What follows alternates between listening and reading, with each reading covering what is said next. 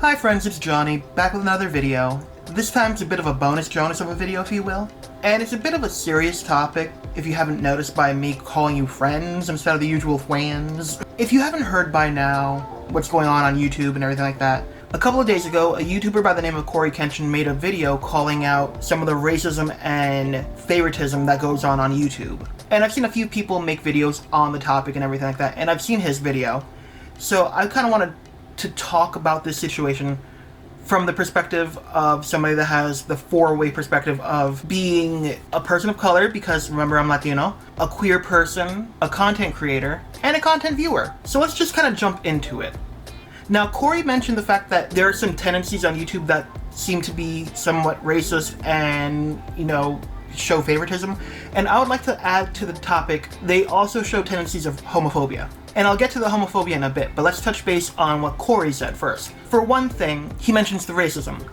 And that got me thinking about certain things. Like, for instance, the fact that I watch people that make similar content to Corey, like Markiplier, Jacksepticeye, and a bunch of other people, and I have never once been recommended a Corey Kenshin video. And I find that unusual when you think about the fact that he has over 14 million subscribers. Why is it that I get recommended other people with a lot less subscribers who coincidentally are not people of color, but Corey with 14 million subscribers, I don't get recommended when I'm watching videos in the same ballpark of what he's making?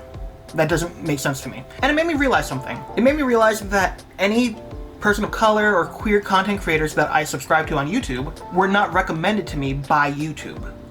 They were either recommended to me by friends, like, hey, I think you'll like this person, by me accidentally stumbling upon them looking for something else, like someone reacting to something, and then as I scroll down, it's like, queer person reacts to this, or something like that. I'm like, okay, I'll give it a chance, and I like them, and I subscribe to them. Or the third option, they made a collaboration with another YouTuber that I follow. But never once have I seen a person of color or queer person in my recommendeds. Except for, of course, during Pride Month, Black History Month, or Latin Heritage Month. A little peculiar, right? And I know on that topic, people will come to the defense of YouTube and say, oh no, if they were racist or homophobic, they wouldn't support Pride Month, or Black History Month, or Latin Heritage Month, or anything like that. And hear me out, it feels like it's a bit for show. Because they're very quick to be like, look at these creators, look what they're doing, and just kind of pushing people forward during those months.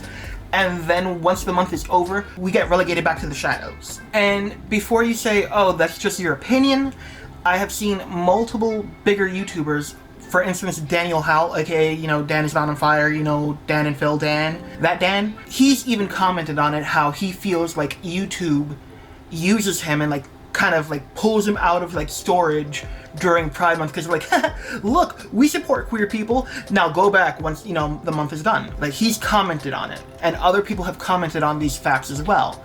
So it's not just in my head, and it's not just getting relegated back to the shadows after our months are done. It's also people of color and queer people getting demonetized and age restricted for literally nothingness.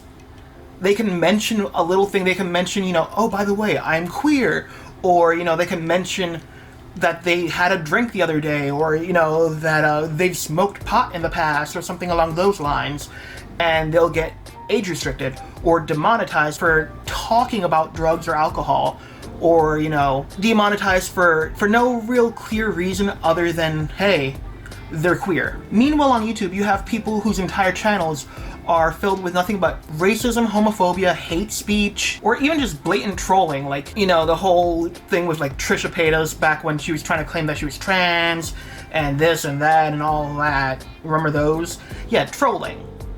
And they come out unscathed, they come out, unfazed by YouTube. They're still making money off of these things.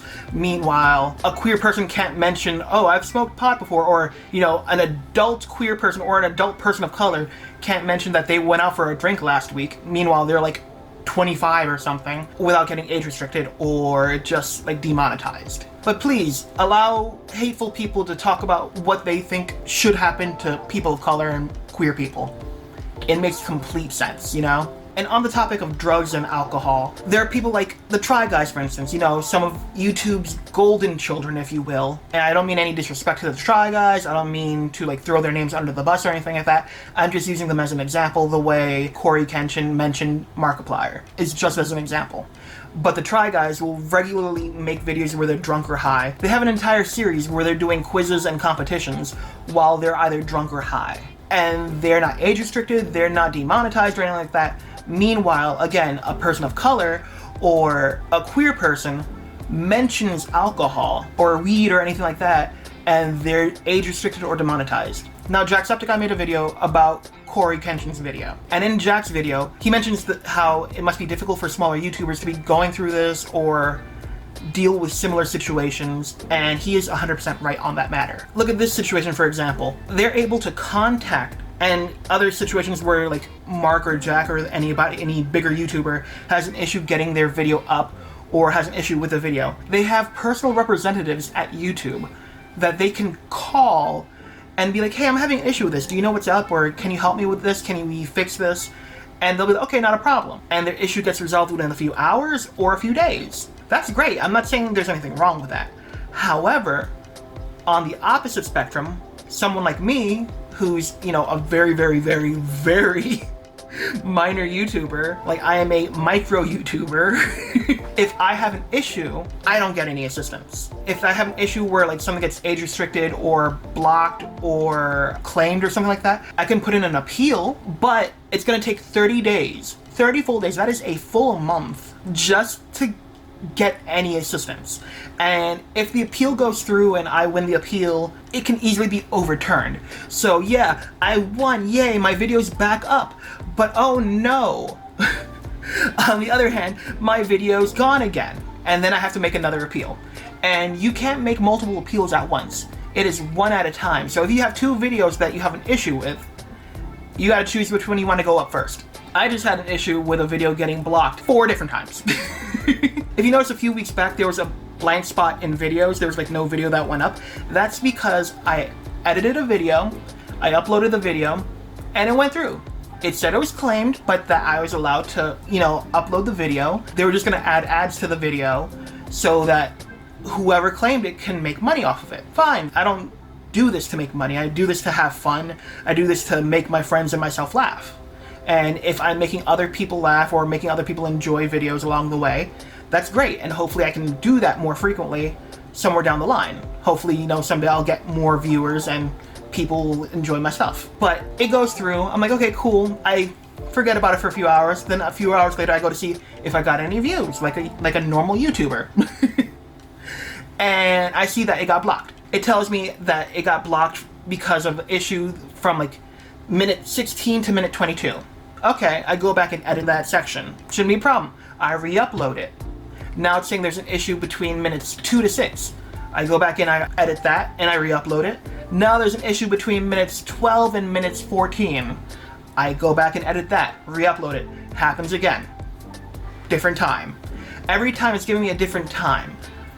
And I'm like, if there was an issue with this time or that time, why wasn't it just told to me all at once? Instead of just being like, oh, you have an issue here. Now it's here because I didn't do anything different to those other parts for there to be an issue now. They're the exact same parts as when they were in the first time. I just edited out the part that they said there was an issue with. Now, if, you know, smaller people had a representative or even someone that actually just answers emails or talks to us at all, that wouldn't be an issue. We can figure it out and decide, okay, this is what I can do. Oh, okay, you can help me with that? Cool, and get it done. But a lot of time it's just a guessing game. On that matter, hell, Corridor Crew just lost their channel like a week ago. Someone hacked them and stole their channel from them. They contacted the representative, and within a few days, they got their channel back. Good, because I love Corridor Crew. However, if that happened to a smaller content creator, someone hacked them or something happened to their channel, that channel's gone forever. We're not getting help. We're not going to get help from YouTube. YouTube is not going to sit there and be like, well, okay, I understand you're struggling with this. Let's see what we can do. That only happened because they have representatives that can actually contact YouTube and work with YouTube to get things fixed. More often than not, it's just screaming into the void when a smaller content creator has an issue with something that goes on YouTube or their channel in general. We don't really get any assistance. YouTube isn't there to help us or anything like that. We could put in an appeal, but that's it. I know people who've lost channels because illegal click activity or whatever that is, and they don't tell them what went wrong, or like give them a chance to be like, hey, we see it wasn't you, because like, hey, it might be over here or over there and you're posting from over here. But no, they don't give them an option to like try to fix the issue or see like, hey, it's not you, so we're not going to punish you. They're just like, bye, and that's it. They call it a day. And for smaller content creators like myself, we can really just sit there and hope, and not in a mean way, but hope that a larger YouTuber ends up having to deal with the issues that we're dealing with on a regular basis, so that someone goes out and talks about it. Because like I said, it's like crying into the void for us.